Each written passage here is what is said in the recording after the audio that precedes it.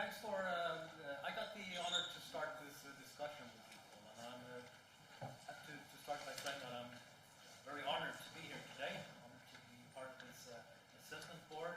I know that you take your research very seriously, and I can promise you that I've done my best to take this assignment as serious as I can. I will discuss the topic, of course, from my point of view, which is more of a construction management perspective, but anyway. This is graduation day in the School of Research for your part, and we're here to assess whether you are qualified or not as a researcher, which means that we can discuss your research approach, questions about that, and not only about facilities management. And being a researcher is very much about identifying a problem and understanding the nature of a problem, and then apply research methodology, selecting the right tools to answer that problem, and so on. My overall impression, I can start with saying that, I think you have a solid piece of work you present to us. I know that you've been very systematic in your description of your process, and references to existing knowledge in the field and so on, which is part of the expectations we have. I also made a survey that I found out that you have a Danish record actually in your thesis. You have 66 figures in one single piece of paper. That is, must be, yeah, that's at least, then we know the quantities of your work. That is impressive. So let's talk about quality. That's what we're here to say. So I have this initial question, as I always have in situations like this. We're here to assess the quality of your work, the scientific piece of work. What would you explain? What in your words, Paul, what is scientific work, and what it makes a good scientific quality? Well, yes. Well, what is scientific work? For me, anything giving us new insights in things is, for me, scientific, basically. New insights? Yes. But then you can choose a method. I mean, you will normally, well, things doesn't have to be that complicated. I mean, science is about, in Denmark we say videnskab, creating knowledge. So that's for me what it's about, basically. So that could be the very short answer.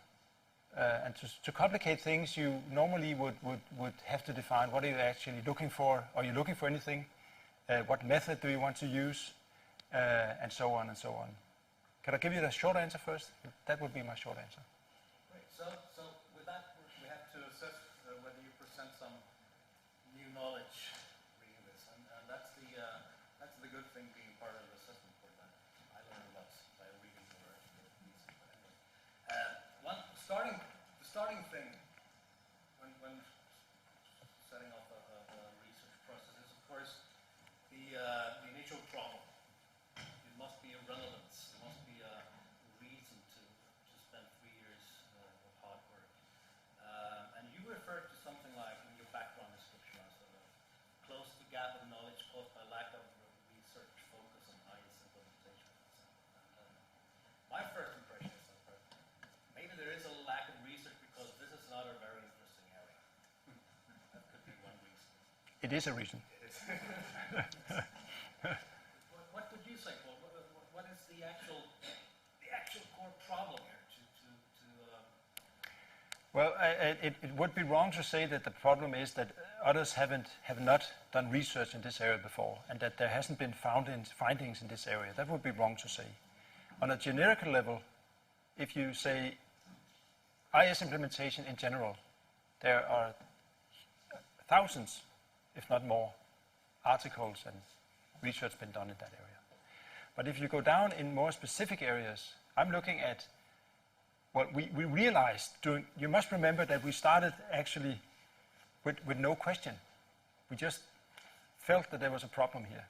Maybe in the beginning we couldn't even actually tell ourselves what the problem was.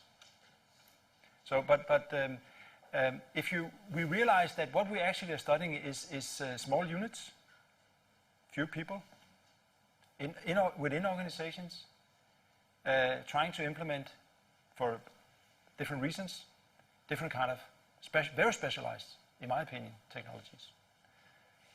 And then we have narrowed it down, and then you could say, well, why can't you use the general research?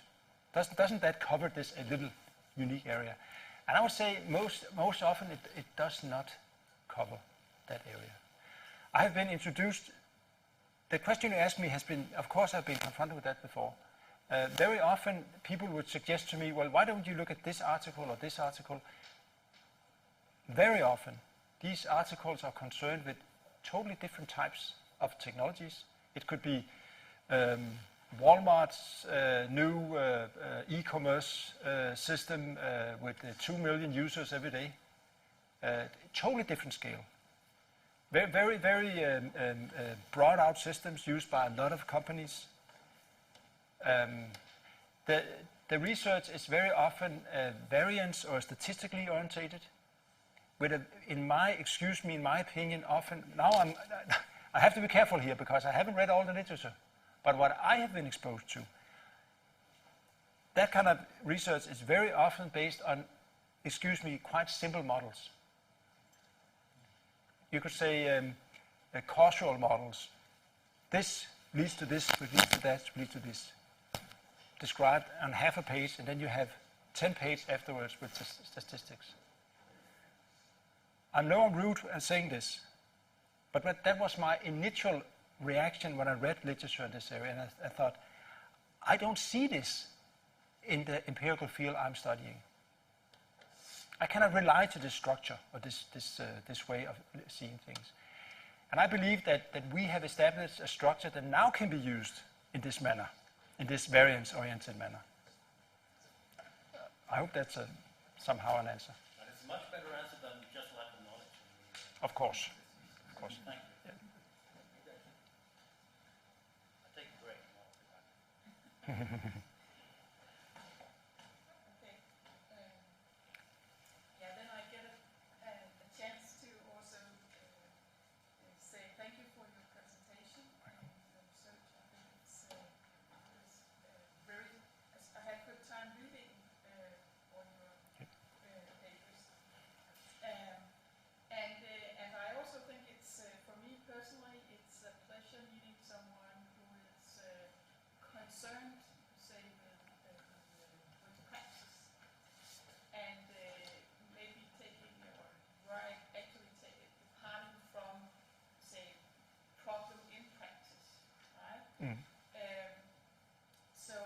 But that also makes me wonder if you reflected on taking practice as the point of departure for your research, if that creates a certain perspective on research, how to frame research questions, how to come up with interesting problems, how to investigate, what to contribute, and so on. So have you considered what this actually means for the way you conduct your research? Yes.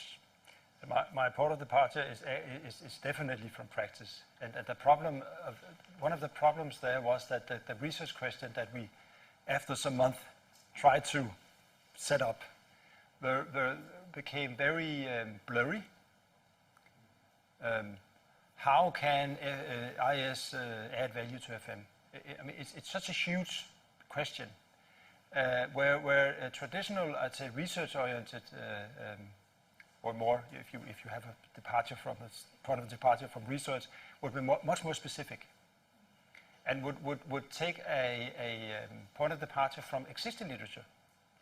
So I will not say it was wrong what we did, but maybe we were a little too much in practice when we started.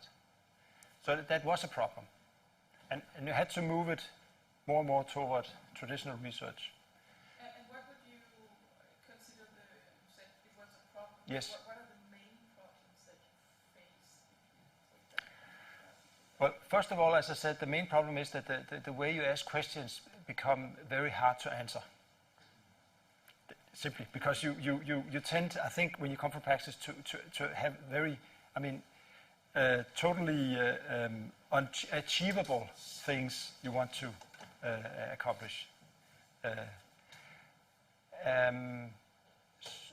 So that's a problem because then you spend time actually narrowing down things.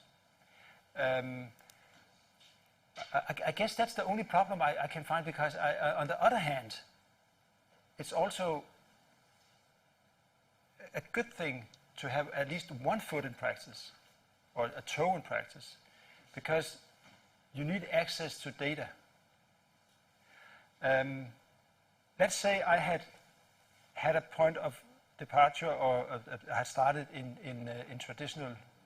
Let's say I had started using half a year making a literature review on implementation in IS, in the general IS research area. I would probably have found some area where here I can improve this, I can investigate this, and I can add new insights to this area. But afterwards I would have had to find that area in practice where I could collect my data, if that was my intention, actually, to do it empirically. It doesn't have to be empirical. I think the interesting thing here is that actually during the process we were considering skipping the empirical data. We were actually, because our initial research question was so blurry and wide, why not just skip things that are related to reality? Why not just keep in? Let's just stay in DTU and do the research. Yeah, because it's clear from what you have done that you spend a lot of time actually collecting data, looking into cases and so on. And you said yourself that taking a part in practice, maybe it gets really complicated. It does. And big questions that are difficult to handle when you're doing research. And if you phrase these big questions and also spend a lot of time doing empirical data collection like you did, could there be a risk that you actually lose a fixed point for your research? Definitely. And I did lose a fixed point for my research. If I had a fixed point in the start, that's the question. I think what happened was that I was exposed to people like you, for instance, who told me what you were doing, and I talked to other people what they were doing, and I was inspired, and I realized how differently you can actually interpret the data you collect. And that's what I really found quite interesting, how differently you can take the same piece of data and you can interpret it in very many different ways. Excuse me, could you ask the question again? Now I lost the... Had the risk of missing a fixed point. Yes, well, I did lose a fixed point. I did lose it, but I think we found it again, because we realized that the data, which maybe had been intended for something else, actually we were somehow capable of using the data to see some patterns. And so I was relieved, a simple thing to see that I actually could illustrate a very simple thing like what events are included in the IS scope. I mean, it's quite simple, but realizing that, we can actually see it, we can illustrate it. But that's more a methodological issue, I guess, than finding. Yeah, but it's a little, if I challenge you, it's a little related to your answer to Nicklas' first question, where you said research or science is about creating new insights. And maybe to me that's too simple an answer. Yes. Because I think that you need to create insights that somehow move, expand, challenge existing science research. And when you depart from practice and do what you've done, there could be a risk that you are happy finding patterns or seeing something that you didn't know before. But others did. Yeah, but how do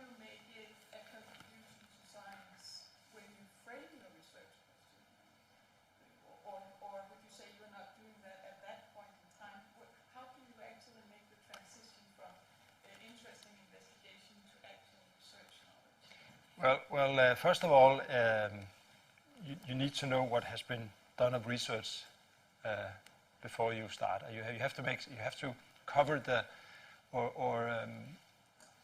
investigate the body of knowledge, of course. But that again requires that you know your answer, your question.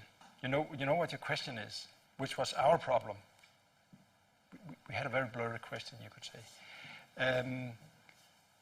But that would be the ideal situation, that you know what you want to uncover, you know what to find in the existing literature, you know what you're looking for in the existing literature.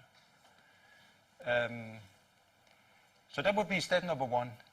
Step number two could be that you actually, based on your research question, choose some kind of method that is suitable for finding the answers that you're looking for. It's like taking a handbook about research, saying this. That's the ideal way of doing things. And I would have loved to do that, but things went on differently. Okay, I'll get a chance later. Just thank you. Thank you, Poul. Thank you for your work. It's very readable, and it's very impressive. I think what you've done in different countries and how much you've read and the road that you've been on. You can see, or I can see when you read when we discuss that you actually took. You had a problem in practice, as you said already, and you want to investigate it and dig into it, and we can follow your thoughts and your reflection and becoming a researcher from the project. So it's been enjoyable reading it. And of course it raises a lot of questions, and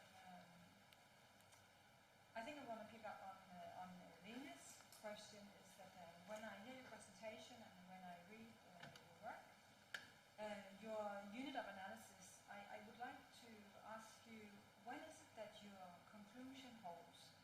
When is it that we can say, here we know what to be aware of if we want to implement information systems to support facility management? Does it go everywhere in any type of facilities? Is it any type of information technology that we want to implement? Big or small? So could you tell us, when is it actually that your claim, when your argument it holds, and when is it not when have you not started something? Yes. Well, when does it hold my conclusions? They hold in the. I would say I could conclude what I conclude from the 5 prime cases, and of course, if I had had a 6th case, I might have been in a situation where I couldn't conclude. It's from what I've seen, I can conclude what I concluded. So I'm not saying I can definitely say this is how things are, but I have a picture of it. But when can I conclude when can I really say we can conclude? And what type of systems? I'd say not all the systems that I showed you a matrix with all the different systems. Not all the systems would fit into this, I must admit. It is systems, I think, that are mainly where you can actually say they change the way we do things. If you, for instance, install a system that's just to give you an overview or something. I mean, if you decide to have a spreadsheet with a list of all your facilities, it doesn't necessarily change things. Maybe your work gets easier or more boring, I don't know. But I'm talking about technologies that actually go in and change the way we do the business processes. And not only that, but also technologies where we actually can detect that it somehow supports a strategy. I think that's the, and then I think we could skip some of the technologies that I've shown in the list. But I haven't really investigated that. I think they could be very interesting. What kind of situations or technologies, when does this really fit in? And it makes it even more interesting because the value way of assessing value that I propose will fit into some very specific types of technologies and some very specific business processes. But what do we do with the other things? How do we actually assess value in those situations? And I haven't really. I've just put it all together in one big box. So it has got to be split up somehow, I think. So the system boundaries, if the understand Yes. the system, and you know that in research methodology, so the way that you scoped this is, so as you say, so the IT implementation, the IT product needs to affect an existing work process, Yes.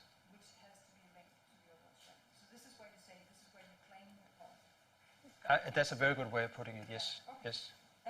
But then I would like to, because that was another thing that we discussed, the added value. Could you elaborate on that? Where is it that what is added value? Yes. And that's one question. And the other one, who is actually your stakeholder here? Who is it that you want to propose this to? Yes. I think that you have two questions. How do what is the added value, or what is the value? And the other thing, who are the stakeholders? If you take the first one, on this slide, I only showed it as a very small illustration. At the top, you can see that we had to somehow narrow down what we meant by value. And it showed.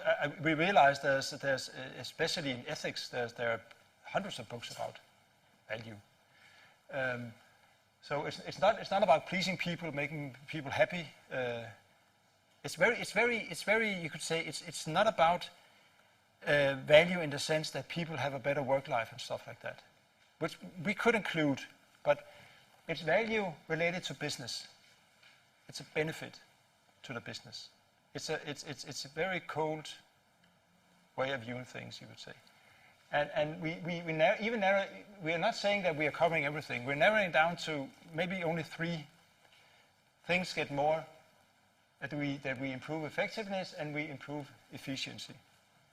And maybe we could also say, or not only maybe, but we can also say that we in a better way support a strategy.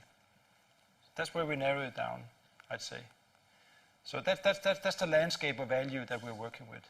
And then you can also go even further down, say, you could claim that interoperability is something that improves efficiency, or you could put interoperability over here and say interoperability is a kind of a functional affordance that are offered by the information system or whatever. But I'd say these are the 2 main value parameters, if you would say so. So that's and the way we say that value is added is when we improve these 2 parameters. But just to understand, at the end result or during the implementation process, because I think I'm a bit puzzled when I read your work. Yeah. Whether we're talking about also when you put your presentation before, that you talk about the facilitators that just start with the project. Yeah. So are we talking about the implementation process from present state to future state, or are we talking about the added value to what we would like to improve if we implement this information technology? Yes, but I understand your question, because am I looking at the process, or am I looking at some kind of outcome of the process? Yeah. I'm looking at both, and I find it very difficult to distinguish between the 2 things. I find it extremely difficult to distinguish between implementation and use. I simply cannot see the difference, I must admit. Maybe there's something wrong with my head, but I cannot see the difference. Because it's not a thing that goes on. It's not. We don't close down the organization and then implement for 4 months, and then we start the organization again. Implementation is a part of something that is a part of thousands of things going on at the same time. So of course, I could have. I think I understand your question, because I could have said that I could have claimed, or from the start decided only to look at how do we improve the way we implement. I'm not saying that. I don't really. Actually, one of the things that I think I found, was that leave people to do the implementation as they want to do it. Don't interfere in the way things are implemented. The important thing is that they can understand that's not new, but what are our end goal? So maybe you could say that I'm introducing a situation where implementation is worse, but the outcome is better. Let me give you an example. When they implemented this system in this airport, it is. I don't think the process was very nice. The implementation process, in no way. It was done in many confusing steps. People left the organization because they didn't agree in the way it was done. They spent much more money than they had imagined. But I think he got a quite big bonus, this guy. He's actually this guy standing here with his. He was the manager of this, implementing this process. And he claims, and we actually convinced the top management that this is really supporting their goal of being the best airport, of having very satisfied customers. So this is cold business, you could say. I'm not trying to make it nice to do IS implementation. Well, yeah, I Yeah. think that's Yes. the question that we've had. Is Yes. that where is it the added value that has to where we have to see it. The other question was then, so who is your stakeholder then? Now we've answered the question about the added Yes. value, but who's Yeah. actually the one that you have Yes. who will benefit from the contribution? Yes. I'd say this. Oh, sorry. I have to show the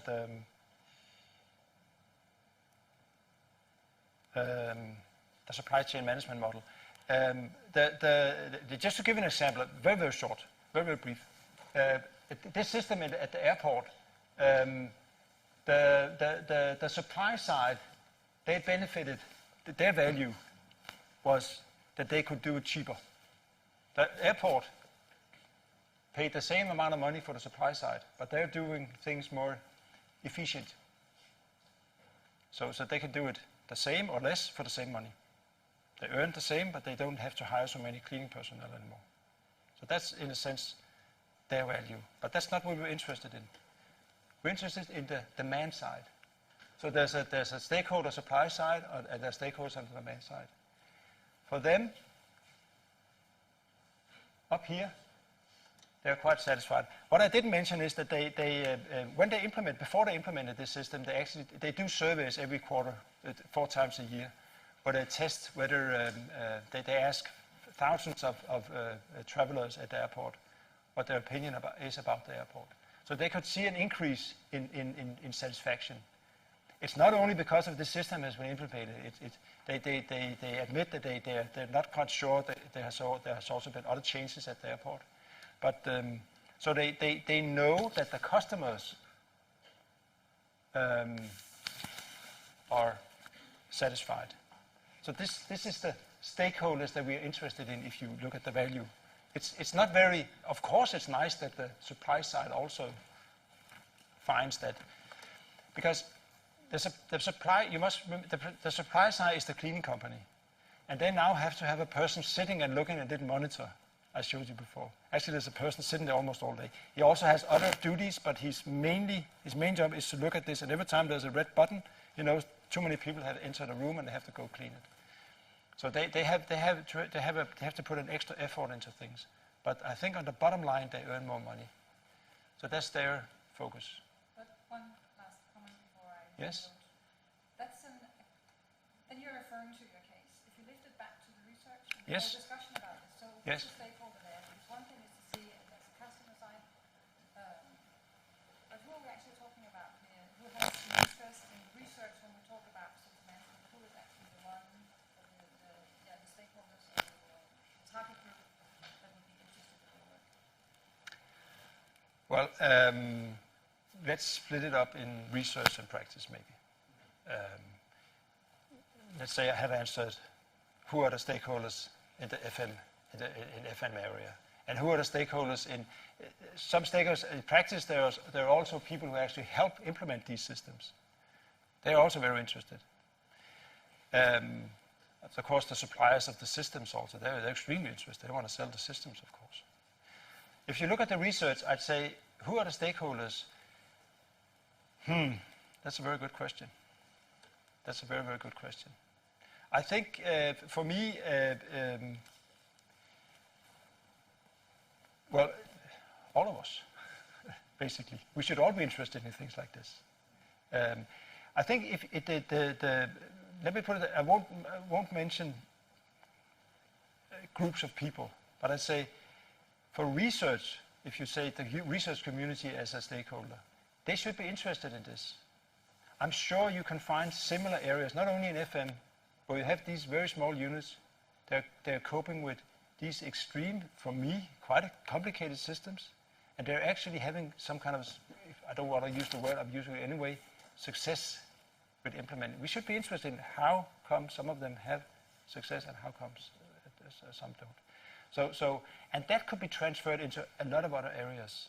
So I mean, in general, researchers in systems, in information systems, in management should have some focus on this area. Maybe that answers your questions.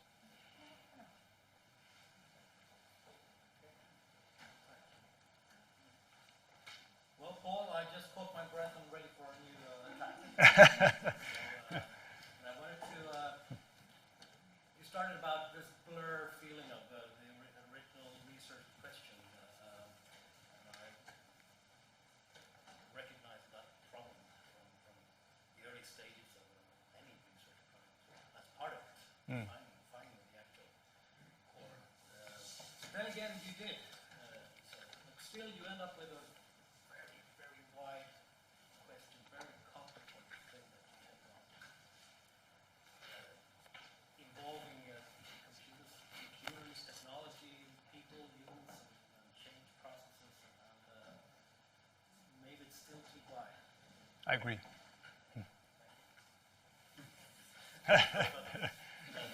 So, when I do research on projects, I find it's one challenge with that is that the time aspect. The project can run for years, and your change processes, implementation processes can also run for years. They perhaps never slow down.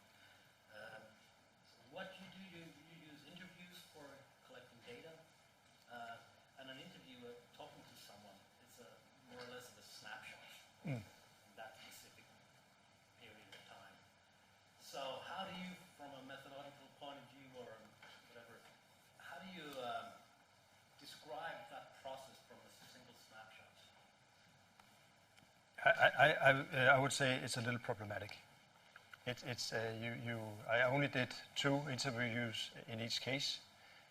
Typically, there were some few months between the 2 interviews, and I typically talked with, not always, but often with the same persons. Sometimes only one person. So it was a kind of cross-sectional, I just got on what's going on in that man's head right now. But he gave me an idea what had happened, the events before, and also what the plans were for the future. I mean, I think anybody can see that's a problem. I'm trying to describe what actually is going on over 25 years, and I've only talked to this guy 2 times for maybe 2 hours each. That's not much. So that's a problem. But on the other hand, could you give me the question again? Yeah, just how you dealt with the challenges of studying, yes. Trying to explain a process that has been going on for a number of years. I mean, you have to establish a kind of a critical mindset of the data you achieve. And perhaps ask yourself, are you in the early stages of that process or in the late stages or lots of things? That's right. It is a problem, definitely. I think I hear 2 questions. One is it a problem the way that I collect data? Can I really conclude from that data? Because and the other thing is where am I in the process? If we take the first one, I'd say it is a problem. If I only had 1 case, it would be a huge problem. If I only had done 2 interviews, but I have 16 cases, and I've done almost the same in all cases. Admittedly, the questionnaire was changed during the process. You realize I have to ask about this, I have to ask about that. But 16 cases, you start to get a pattern up in your little mind. You really do, and we all would do that. But of course, I would probably get another pattern if I had done it differently. Let's say I had studied 2 cases for 10 years. a traditional longitudinal study, visiting or actually maybe working in the company for 10 years, working in another company for 10 years, I'd probably see other patterns. So I admit that we are very influenced by the way we collect data, extremely influenced. So this is just a little contribution, my research. If others would, they could do similar things, and that they probably will. Probably, maybe someone has done that. I have just not found it. They could do it differently. That was the one thing. The other one, where did I start? And let me just give you where did I start. The problem is that this is an ongoing process. You could say that right here they're introducing this cloud scanning system.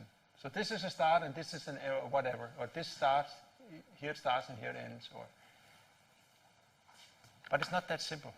You have to see it as part of an ongoing 25 years process. So I simply I thought that I could, as you ask, that I could define where in the process are these people.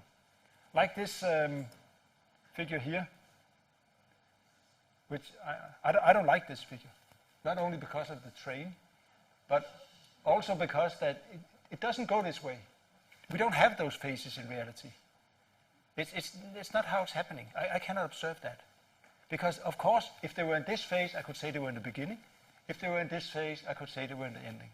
But that's not how things go on. So I skipped the idea of defining where they were in some kind of a process. I just accepted that they were, that I'm coming in at a moment and looking at an ongoing 2,500 year long process. It's very annoying for someone with a project mindset. Like exactly, yes. Really identify those. I come from a project mindset world, yes. But I guess you make a perfect consultant, because once you're hired, you will keep on.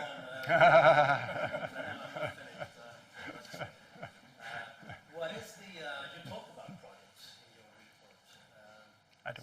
So how do a project relate to the process? Well, what I call project in my research is what the respondents tell me is a project.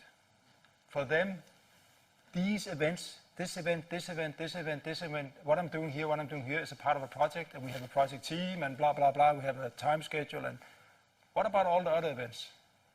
We don't include them, it's my colleague, he's sitting next door, I don't like him. So of course there are projects, and we all have projects, but for me they're just part of an ongoing blurry events going on. I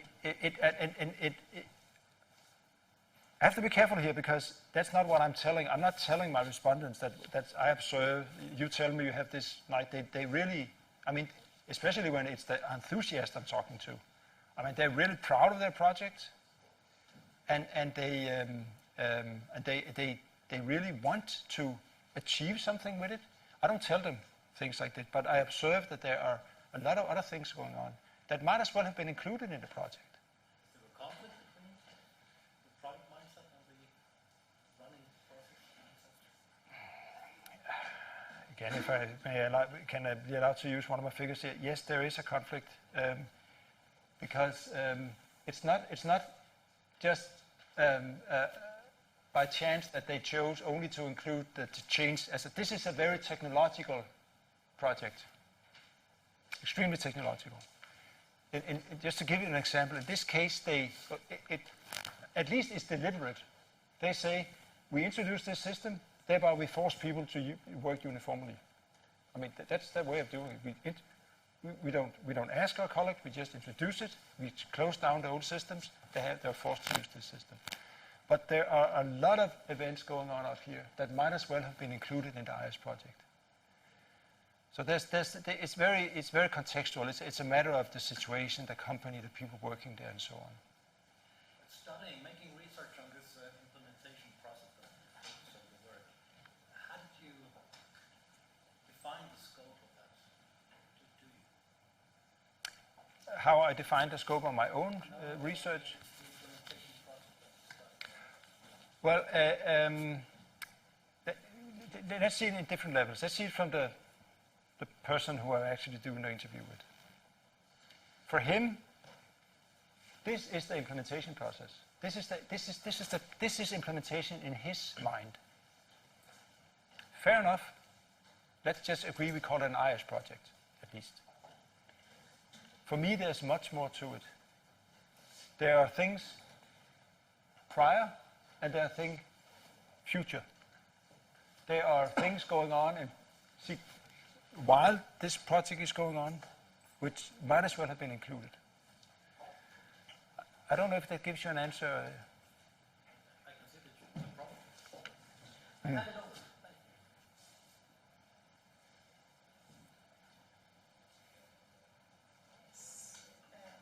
Okay, I would like to, maybe we'll get back to this slide. Yes. We'll have to make a detour. Yes. Both listening to your presentation today, but also reading your thesis, I'm a bit confused about terminology. Because sometimes you just reference to something, refer to something as technology.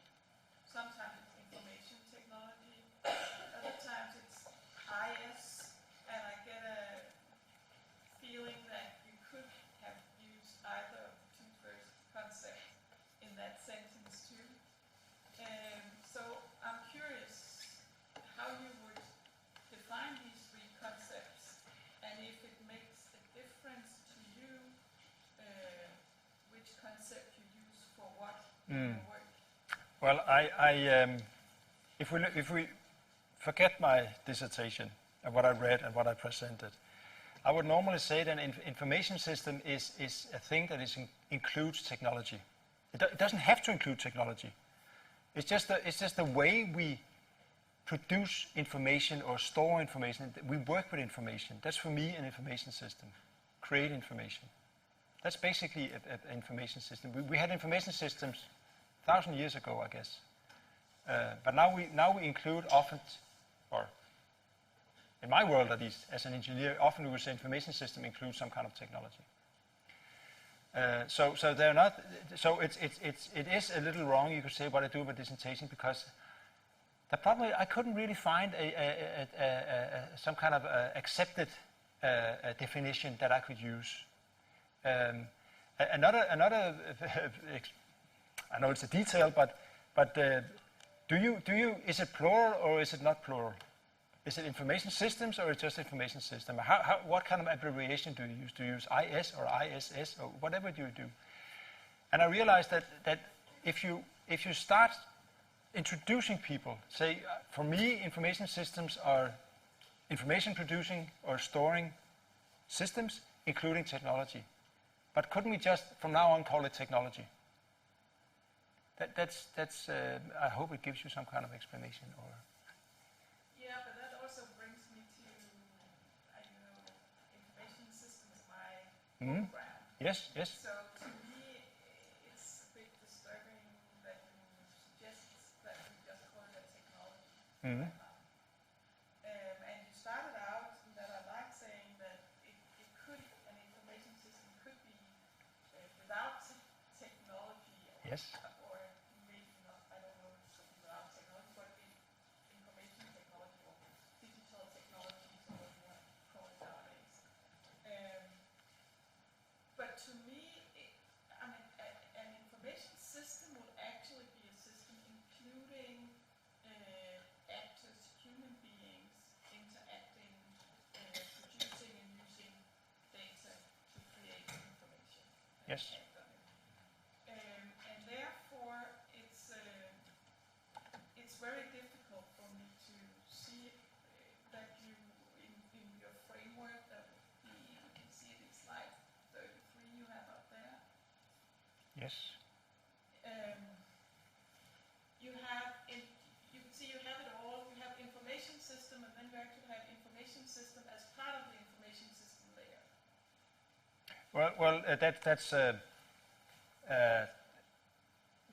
There should have been an error. This is the layer name. I'm showing what I include in the information system. And I'm not kidding now. Actually, at a moment, I had included the human beings into the information system. But there's one thing in this is that humans don't only work on one information system. They also have other things to do. It's not right to put a human in my opinion, to put a human into say it's a part of the. And what is an information system right now? It's an information. It's not fair to put them into an information system. No, I wouldn't say that. So what constitutes an information system where you cannot put human beings into? Where you not can put. Yeah, that was what you said. It's not fair to put them in there. What constitutes an information system where you cannot put human beings? Well, if you ask me that question, no information system. You can put a human being into any kind of information system. I mean, just to give an example, you could say instead of having a spreadsheet here, you can have a person writing it down by hand. I mean, so any information system could actually be, you could include a human in any information system. It's just the way you illustrate it that I find it a little.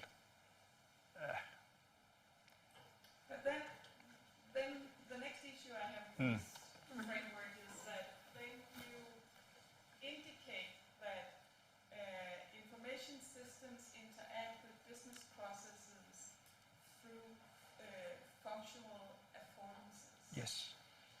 And that's also a bit disturbing to me. And that's because I sense some kind of technology determinism here. Okay. Right? So, because if it's a digital technology, we could look at the code and the elements in there. But in order for it to actually support business processes or even mean something, provide some affordance, then we will have to look at it in a use context. Right? Yeah. And if we then accept that even a program, a software program, would change when we enter data into the equation. So the affordance will change with different data in the system at the very basic level. Yeah, fair enough. If we move Yes. up, then human beings will be creative considering how to use a technology. So over time, the interpretation of the functional affordances or what it's actually able to do for you would change depending on how you change your perception of the technology, how Yes. you change the perception of the business process, of what you're doing. So to me, they are more a dualism than a duality. Right? So it's two. You can't study one without studying the other because they influence each other. And if you're studying this phenomenon, how would you separate it? And that is actually what you claim you do here. That you are able to study these two concepts independently. Well, I must admit that I think we can study those things relatively independently. I think but we have to have in mind, as you say, that there has to be some kind of connection between the system and the use of the system. I call it functional affordances and needs. That's the best offer I have, the best way I can. That's how I see it. But I think this is. I mean, this is what I think I saw in the data. I've other models, they would mix. There are models where you only have. I mean, you mix the two. You have only one circle. You have a process which includes use of information technology. I just think we miss the whole picture when we do that. I mean, why do I interact with this bottle? It's because I see it offers me a chance to get something to drink. So we are down here, right? It's not very complicated. It's Let me ask you then. Yes. How can you study a business process? How can I study a business process? That's a very, very good question. I'd go so far as often to say a business process is a construct. I admit the business processes that I would claim I have studied, again, 2 interviews in each case, they are a construct that they have defined beforehand. I mean, the business process of maintenance, just to give an example, I didn't discuss with these people. It's not out of the data that I see that they do maintenance. They told me they did maintenance, and period. We didn't discuss that anymore. So maybe it's a very weak point here. You're right. I did not study the way they did maintenance. I didn't actually see how they did maintenance. But here you talk about how these two concepts they interact. Yes. And I also how we might study them. And you claim that this framework could be used to actually study. I would say it can be used to understand. That's my. It's not a method. It's just the structure that we can put observations into, I'd say. But to me, for instance, there's a big difference between representing what we interpret as a business process by a model, a diagram, and then actually looking at what is going on when people do their daily work.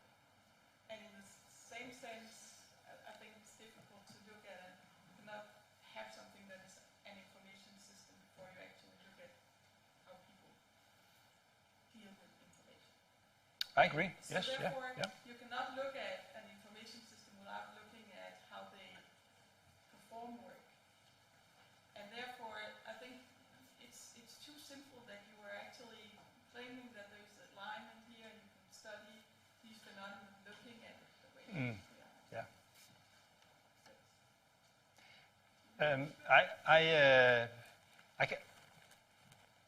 I don't fully agree, but you have much more experience than I have in this area.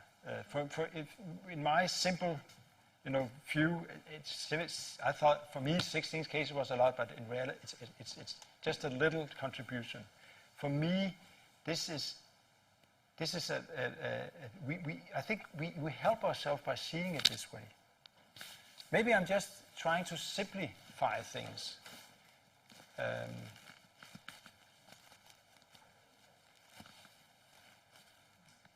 Okay. Let's kind of there. I was then if we can go back to, I said we might come back to the slide we had before with these here.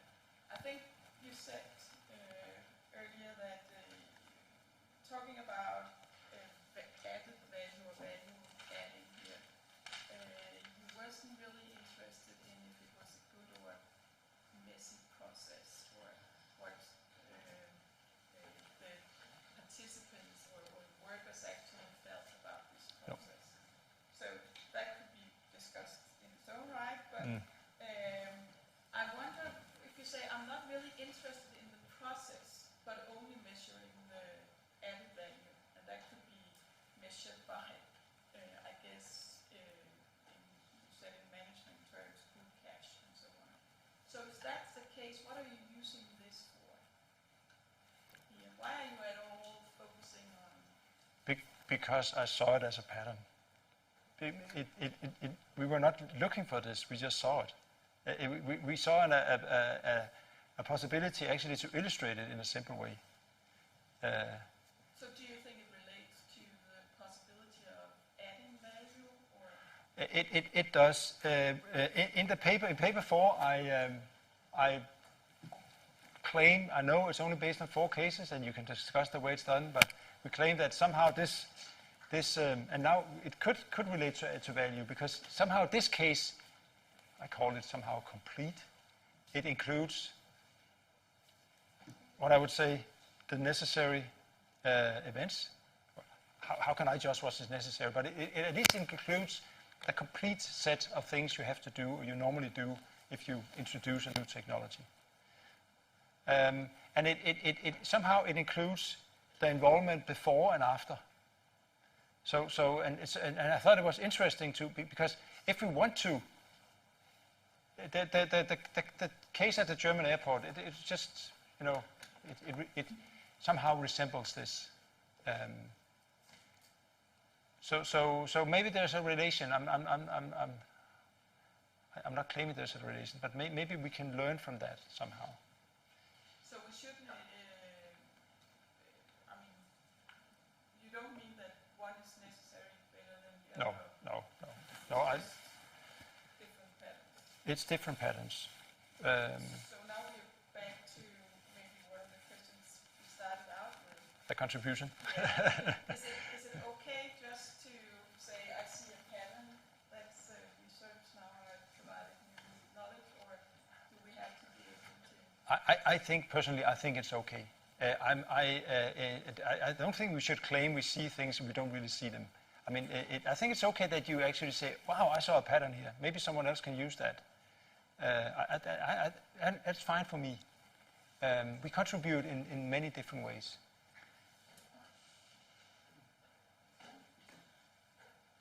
Yeah, I think I would like to stay with this one. So you have these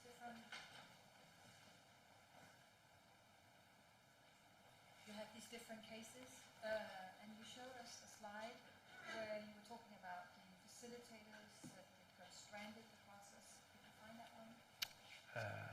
Yes. This one? Yeah, the enthusiasts.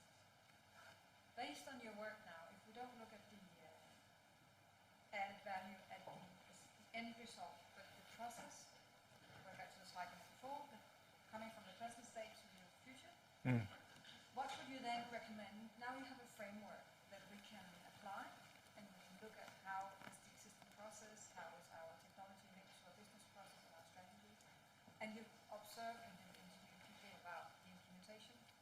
Could you then give recommendations to what should the project owner, the project manager of implementation, what should they then do based on your work?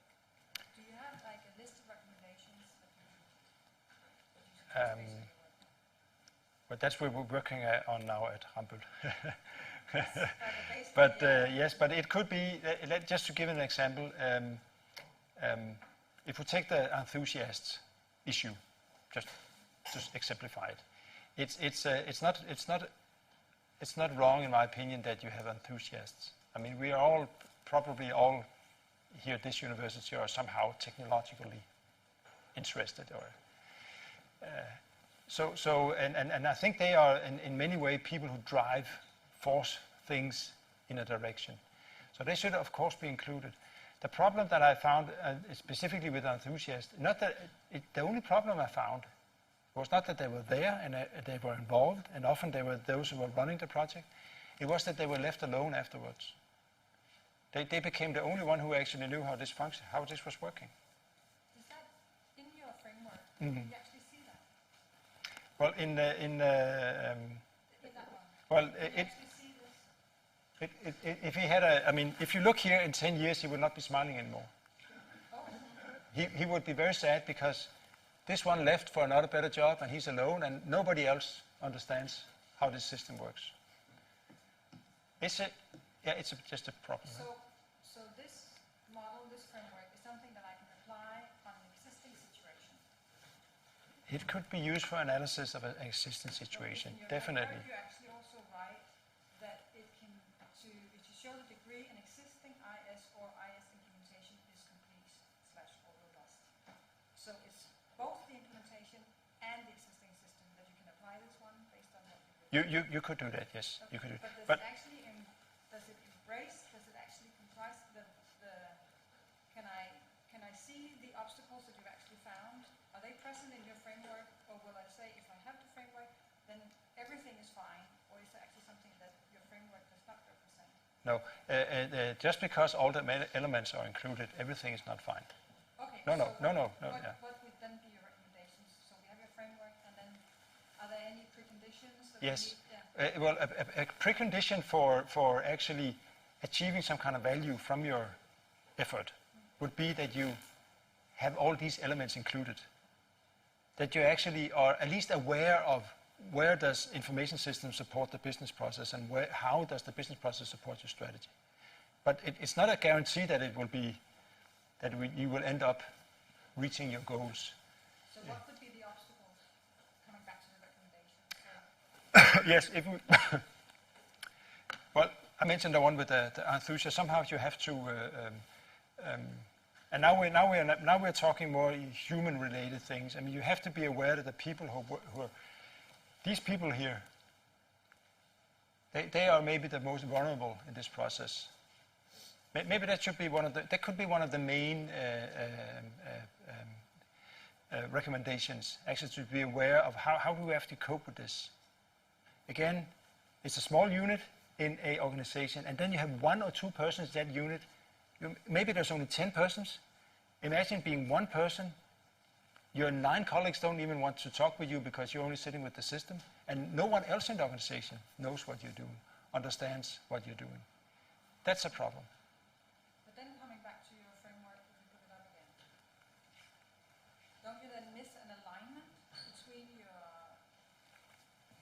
business strategy? I mean, just having people, or the focus on the people at the operational level, or the people that are going to apply the system, and then also need to make sure that this whole process is going to be implemented. Just saying that the things are in place. Exactly. Shouldn't there be, like Niklas says, some kind of project management going next to this framework?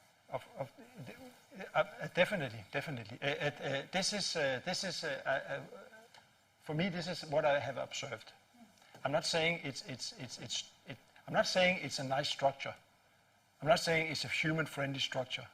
Maybe it's a little scary that we do things like that.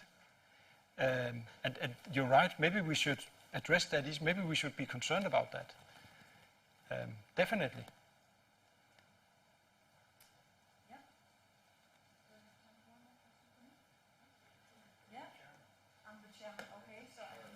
Then I would like to shift focus. You have a full paper on displays. Yes. Could you elaborate a bit about why did you choose that particular method? What is it that it can, and what is it that it's not good for? So what is the benefit of applying this particular way of analyzing the Let me just very briefly tell you how I was introduced to this area. I had a colleague, or actually several colleagues. One of them is the co-author of this paper, who were very interested in the way of doing process research, or the process research area. I was inspired by that, so that's step number 1. I mean, if I hadn't been introduced to it, I probably wouldn't have used it. And I realized that the data I have was some kind in extremely way time dependent. I'm looking at a timeline. It made me realize I'm looking at a timeline. So you can, in the first step, second step would say, why not try this method and see what comes out of it? Could you please ask me the question once more? Yes. Why did you choose to work with displays? And what are the benefits of working with displays, and when are they not? Yes. Okay. The literature about IS or about process research is not very mature. I would claim. Others would say it's very mature, but it's. We realized, me and Julia, that somehow we maybe we could illustrate it somehow. What's the general way of using this? Are there some common similarities in the way these researchers do process research? And there is. The problem is that this paper 3 is concerned with. Is it a problem that we actually introduce it very early in our research? Do we kind of miss things does it suddenly become research where you almost have the answer already if you introduce this early? We found existing literature that points to that it's not a problem. It's not necessarily.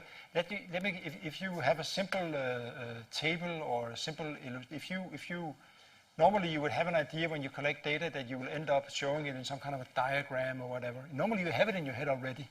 So and we ended up. It's not a problem. It does not necessarily guide you in a very, very specific direction. That's basically just what we. I took this to a conference, and they also found it relevant to discuss. Some of them did, but actually I realized that it is an issue. How are we actually guided or steered or fixed in positions because of displays we introduce early?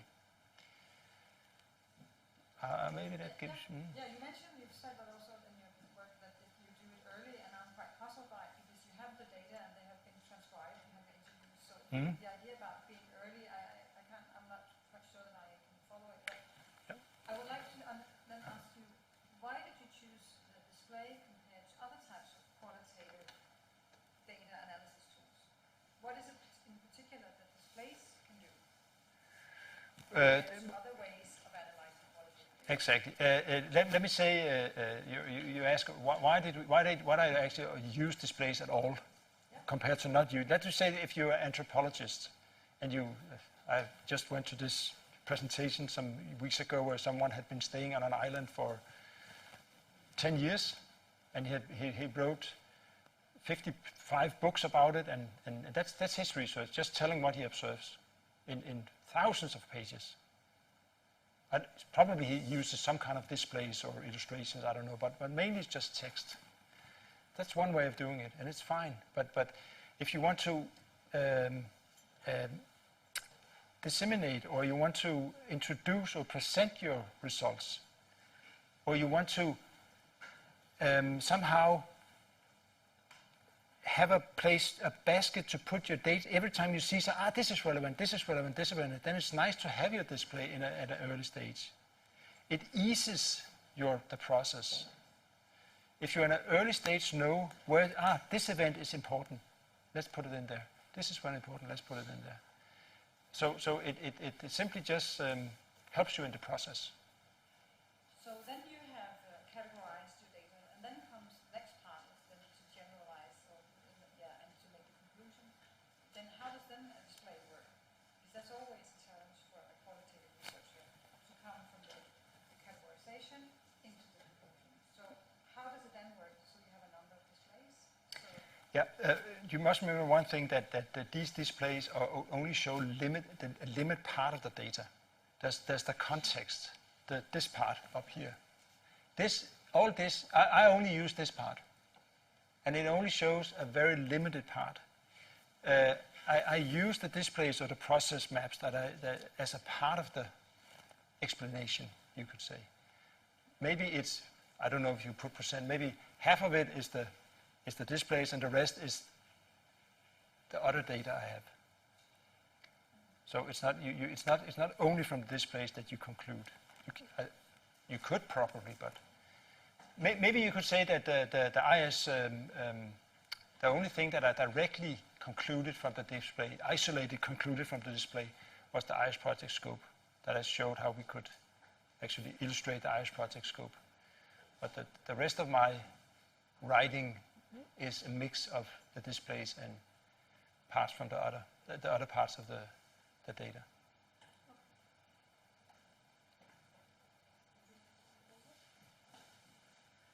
Okay. Final questions from my point of view. I'm fine. I also would like to, I must ask a few questions about your framework. I start off with a yes or no question. So you can only ask yes or no. The question is, were the identified patterns that you talked about, were they represented in all the 16 cases that you studied? say yes, and I ask why were 11 of them deselected, and if you say no, then I ask, is your framework only applicable in 5 out of 16 cases? Yes. The frame, yes, the answer is straight, honest, yes. Why were the 11 cases deselected? Well, they were selected on a totally different basis. They were deselected or taken out because, as I explained, based on 3 criteria, which were, could I somehow see some kind of connection in things? Did I believe this would ever be possible for them? Some of the cases, it was extremely blurry. They talked and talked and talked, and I didn't really, are you really serious about this? Are you actually going to do this? So it was a very unsophisticated way that I deselected. I chose the nice cases, to be honest. The risk as a reader, you collect data and you find a perfect match with some of the data, and then you find something that doesn't fit at all. I know I shouldn't say it, but just to be totally honest, it's and then when you're alone, you have to find someone that you actually cope with. I mean, you can't visit people and go to other countries if you don't have a feeling of that we can talk together, and they also are interested in talking to me. So it's based on very simple human things, I think, practical reasons. Yes. Then again, in your paper 5, you talk about this alignment, central to that, and I try to use your words that starting off with the business process should support the business the strategy, and the information system should support the business process, and so on. When looking at comparing that with implementation of building information modeling, for example, and other processes of strategy management, and sometimes I get the feeling that you try and use new software to speed up the existing process, while on the other hand, the new software opens up for a total other process, a different process. Exactly. So you have to re-engineer the actual business process in your case, or the construction management process. So I think you what got do it. say about that? I think you got it. Change the way we do work rather than just implementing a software that fits the old way of doing things. I must admit, I look at ways of typically this would in my world, what I observe is that they introduce new technology to support existing ways of doing things. They definitely do. But on the other hand, somehow they also introduce things sometimes that that somehow introduces them or opens their mind to possibilities. I think at the airport, I'm not quite sure about this, but as I understood it, they used these thermal and light sensors for other purposes originally. It was mainly to open doors. So they introduced it, and then he saw, well, why don't we use it in the way they use it now? So this, you could say, this was another process, another business area, but he was involved somehow. We can also use it over here. But you're right. This model is mainly suited for improving existing processes. I agree. Is that the final comment then on your framework includes all those 4 levels, business strategy, business process, and so on, down to the computer network. But one case in your paper 4, only the case A and C only includes the information system.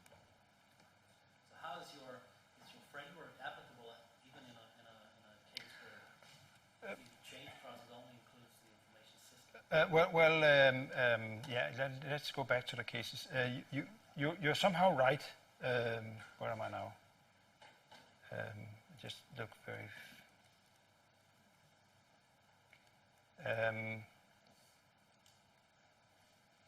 You're right. I don't explain some of the cases extremely well. I must admit that.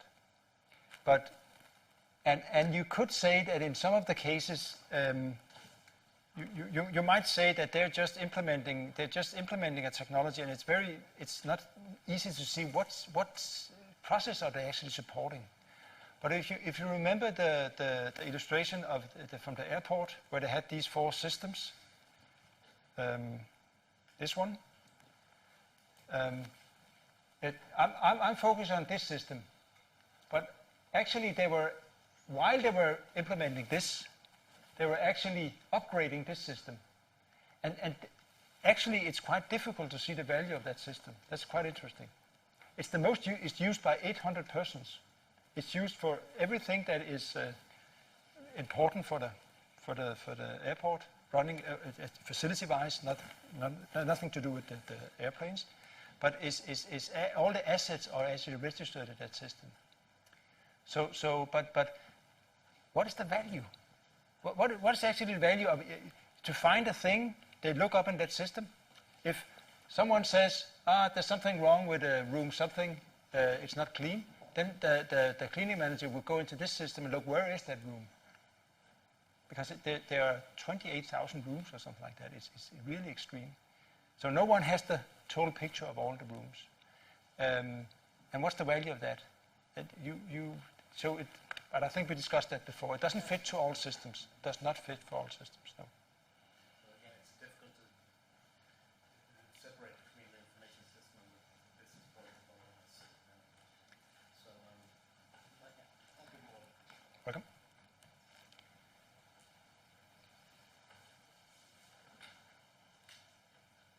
Okay, so I think I don't know if we're getting to an end, but we're getting to where I think it becomes very interesting.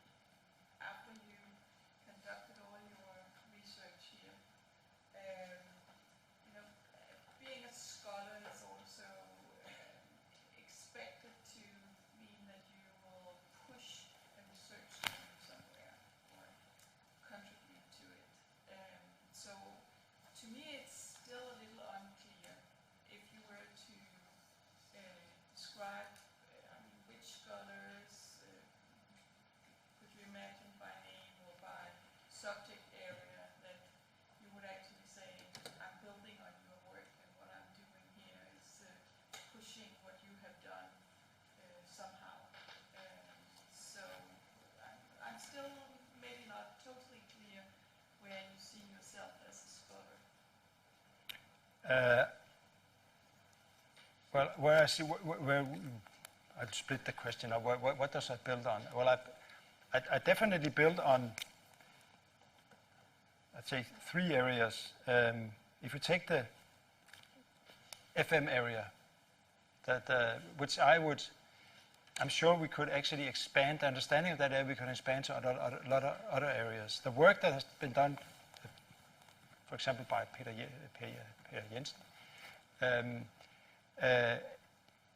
has given me an understanding. My work is based on his work, you could say. Definitely. The understanding of this type of business area. And the way we regard value is also inspired by the work he has done. That would be the business area. On the methodological area, I'm working on, I use Langley, who's a very, very cited person within process research. Her way of describing how can we actually understand processes. Eisenhardt, I would say, the way of understanding cases. I'm not quite sure I totally follow the way she recommends, but I definitely, it's definitely based on the work she has done, definitely. So, and in information system area, I'm sorry to say maybe it's a little more blurry there. I don't really know what specific works is this based on. On the IS area, I would say it's not, maybe it's mainly based on after reading articles and books about that subject, I had a blurry feeling or idea where are we now. The only concrete I can say I have is my literature review, where I only found articles where the word facility management were included. I think that of course the main problem with the IS area is that it is simply extreme. Let's say I had met you earlier, maybe you could have guided me. That I think that would be my answer. So maybe we could return to my first question, which were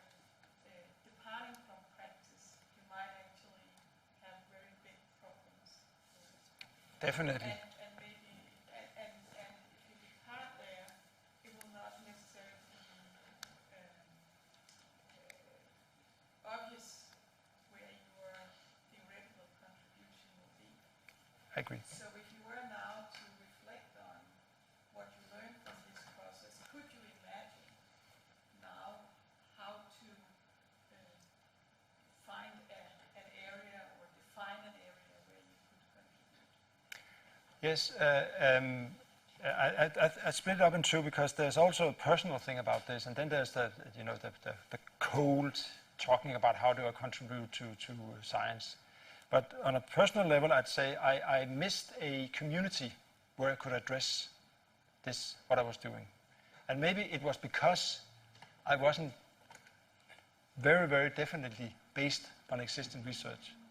What community am I contributing to?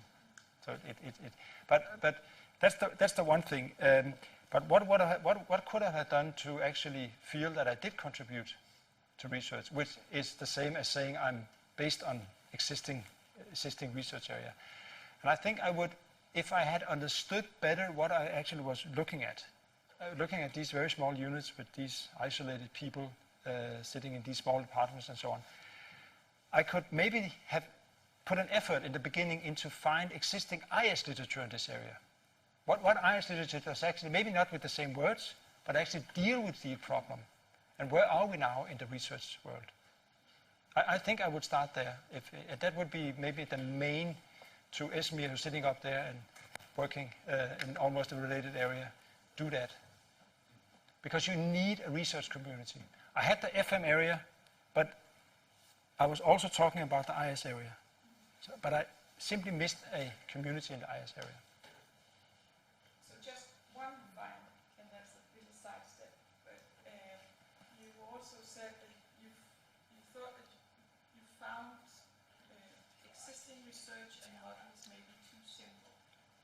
Yeah, it's not nice to say things like that. And so again, do you see a connection again to if you want to contribute to both practice and research, this could be a tension you have to deal with somehow. Could you? You said you at one point here you said I was looking for literature, but I found that it was the papers were addressing a very narrow problem, or the models were very simple and so on. And I'm just, do you see a tension between wanting to address practical problems in the real world and then producing Definitely. Definitely, because if you now I'm generalizing, I know, but you could say that it's more obvious to look at very narrow issues in research. It's the easy approach. I'm not saying it's easy in that sense, but you don't have to. Practical issues are so complicated. And there are so many things going on at the same time. Whereas if you skip all the practicalities and what's going on in the real world and you only focus on one narrow area, it might be easier, not quite as fun, but so there is a problem, there is a challenge there, definitely, and I'd say especially in IS area, because it's on one hand an area where you can, which I can see in the literature, is very conceptual. It's thoughts, ideas. It's on the other hand, you can go out and see what's actually going on in the real world, if you might say so. Do you then, now you experience this, do you have any recommendations for future PhD students or researchers that want to bridge practice and research or contribute equally? I simply wish I had, but as I mentioned before, if we look at mine, I don't think I have a general or generic answer to that, but in my specific case, it would be to, if you want to include practice, you must understand, you must cut all the bullshit away. And what am I actually looking at? Still in practice. What am I actually looking at? Maybe I was not looking at facilities management. Maybe I was not looking at facilities management departments. I was looking at, in a generic sense, small units in organizations. Period. Maybe I was not looking at specific information systems. I was looking at specialist systems. So if it's possible, it's not always possible, I think, but if it's possible, try to narrow it down. I included too much. I mean, the matrix with all the information systems shows it. It took quite some time getting that picture. And the question is it, who can use it for, what's it for? So I think that would be my answer. Then I take the last turn. Okay. The last question. I can get out of here. So, years ago, I got a question from an old researcher that any researcher and PhD student included should be able to answer. And so I guess I'm expecting an answer from you too. But it goes, we all have a research question that we have looked at for quite some time. But what is this really about? What is the big question we're talking about here? We're talking about implementation and we're talking about systems management, but what is this really about? And he would give an example about, is this war and peace? Is it love and hate? So what is this really about? Why is it that you have this paradox? Why is it you have this dilemma? Why is it that it's so complicated to implement? So could you reflect on what is this really about? How come that it's so difficult to make this work? Is it the way we organize it? So what is really at stake? What is this paradox, this dilemma? What is this really about? I think that the real interesting thing here and what really makes it relevant is that we're all influenced and touched and we're all hit by this problem. And the problem is that what is it that you raise yourself and look at it from the sky? Okay, well, let me start a little lower than the sky. Just say that we're all somehow, at least in a country like this, somehow almost daily influenced or involved in some kind of technology implementation situation where you actually, there's also always new gadgets and things, and we're constantly have to cope with new things and try to, maybe sometimes it's forced, we have to use it. So it's a problem that relates to all of us. I don't know if you look even higher, it's about our understanding of technology. How does technology diffuse? How does a way of using science in our daily life? What's actually, why do we do it? Why don't we just stop and say, just keep things like they are the next 100 years? That's quite interesting. I think it's a process we cannot stop. We're not even masters in our own world.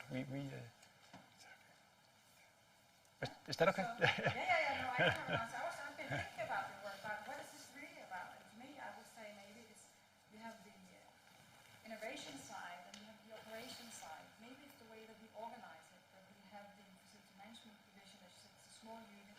Maybe it's a power struggle. And that's what I think is that if you want to enter or work with this, maybe it's also sometimes to think about what is really at stake here. What is it that I don't know, why is it so difficult? Well, definitely, if you narrow it down and look at these specific cases, it is a power struggle. Definitely, FM. I think any part of the organizations which is kind of service-oriented, not a core part of the business, has this challenge of competing. They want to be noticed. They want to be seen by the top management. So it's part of that struggle. I haven't dealt with that, but it's a known issue that it's being taken serious. We all want to be heard, I think. Yeah.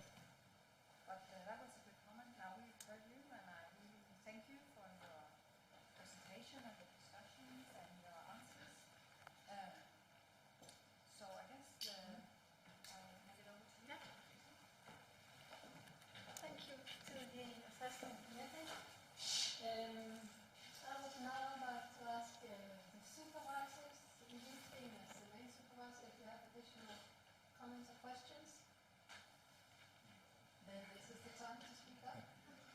Yes, no? Yes? Do you have a question to follow on this point? It's much more, yeah, but I try to formulate as a question. But you have been asked about the need for re-engineering and or how this could be applied, and it might be for existing processes. But isn't it so that what you are looking at is that these organizations are trying to serve some needs, and in therefore it's to have handle passengers, flights on schedule, avoid breakdowns and so forth. And they're using some methods. And introducing this is probably not going to change that there will be airports serving customers. So could re-engineering be done at, and also kind of the value part, at how this is been done? You might try to achieve the same goal. You mean you don't have to introduce a new technology to achieve the same? Yeah, okay, more that maybe this that you're trying to achieve the same, but with this technology you might change your processes and so forth. But if you still you're still aiming to have a smooth operation, to have low cost for running the facilities, for Munich Airport to have planes, low cost for running the airport, so there will be low fee for the airplanes to operate in the airport. It should be clean, it should be friendly for those being there, and then you might have to change all your processes. But the purpose of the facility and the purpose of the facility management department and the value that they're providing, or they try to provide, this might be the same. But and that was why you say that you haven't looked too much into that to change something. But I think that with this technology, they just want to do more perhaps, but they also want to do it more efficiently. And that could lead to also they have to re-engineer. And I think they are, isn't it so that they are also re-engineering some of the processes? Definitely. I think that perhaps understate that a little bit in your presentation of the cases. I definitely do. I maybe if you look, what am I? I'm looking at. I'm cutting a piece out of the organization and looking at that, because everything affects other things. The way they do this little process will affect other processes. And when you say re-engineering, I think maybe what they should, if they had, maybe in a more mature manner, they should have done an analysis before they introduced all this. I mean, they could have achieved the same in other ways. Yeah. Definitely they could. And maybe I haven't really discussed that in my work, but a lot of many of these technologies, I think, they pop up from beneath. They don't come up from here. It's kind of, you could say, I claim there's some kind of strategy, but maybe the strategy emerged really. It came later. They realized, that fits with the strategy. That's nice. So we'll keep the technology. And that's maybe another issue to study. How do these technologies actually pop up in these organizations? It's not necessarily the top managers who have made a decision. It typically comes from beneath. So, and they can do re-engineering or an analysis on a very top level, and maybe they should do that instead of letting all these technologies pop up everywhere. Manage, damn it. So. Thank you. Jeff, you have Poul, you started out by sort of having this wondering why there were so many IT systems in facility management that didn't really succeed in creating value for the organizations they were implemented in. And you have done a number of case studies and found some where in fact were some quite successful implementations where you could document that these systems actually did add value. How is your view on this originally question developed? Do you see these organizations as sort of unique exceptions, or have you a general view about this question changed during the study? It has probably changed. I didn't really have an answer before I started. Maybe I had expected to find some, you say, unique organizations. That this type of organization will normally have some kind of success. We normally could achieve some value from this investment. Other kinds of organizations could not. Maybe I had expected that. But I'm not quite sure I see a pattern. I think you can actually add value in any kind of organization. You just need to have all the elements included. That's at least what we talked about, the requirements. So I think that would be my... Thank you. And since I didn't receive any comments yet, sorry? Okay, I thought you were... supervisors actually should be All right, One simple thing, Poul. Does this framework actually work out there where you are now at job?